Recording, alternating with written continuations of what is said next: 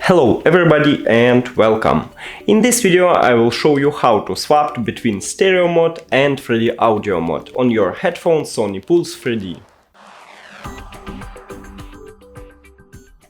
You have to start by go to settings, then to sound, now go to 3D audio headphones, and after that to listen and compare. Click on it, and now it automatically chooses 3D audio, but you can move to the left and click on stereo. Now we have a stereo mode.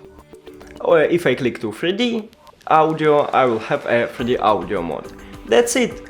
Thank you for watching this video. If you found it helpful, please consider subscribing to channel and leave the like on the video. It's really important to us.